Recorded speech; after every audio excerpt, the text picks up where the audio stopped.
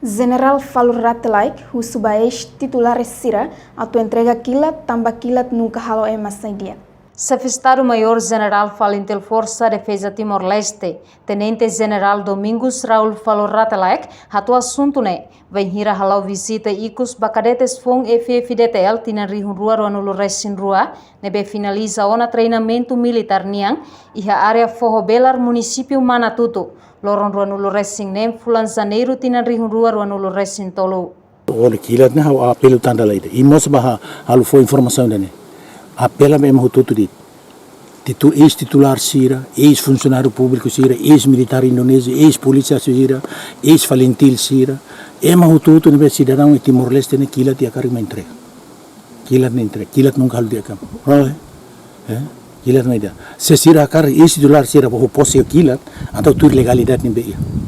Lei ne beha tete dia Sira merece para retan kilat tira, então ne para comando uruane controla, negale para hatene. Mas quando lá tem nem ita ne ema ne instituição responsabilidade facilima negale ne be apelo da tanda lá ida ema hutu ne be kare material kilat ne la bele nale oi au se kilat ne hal dia kruma kilat nunca hal na dia negale kilat ne só para aumenta problema lori be crime mai halu crime mai daruma ita mate tambrit kilat uluk ni coronel ne Wah emang barang taman ni rai kilat di rumah ni, bahaya rumah ni bani tamata hotel ni bahasa kilat ni, negale. Emang sih laos me onar ni tambah kilat ni me hotel valit ni be experience me idane, ni be kilat iane so instituição rua, PNTL, FDTL, ex-titular se ni be kilat ni, tem tu regra, legaliza, formaliza, ni para comando rua ni hatene, entidade competente ni hatene kata kidane kilat ni ba, edene ni emang makena ba.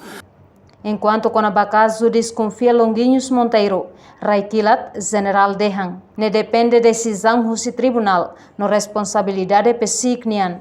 Ne benia tem procurador geral, nia comandante geral polícia nia, depois nia ministro interior, buat seneu tu besira hatene benia direito para Raikilat ne não convém. Agora vai tribunal maka decide que é ilegal kala, o itabot mate de ilegal, hau ladian ilegal mane. Itabot madian subar hau ladian subar mane.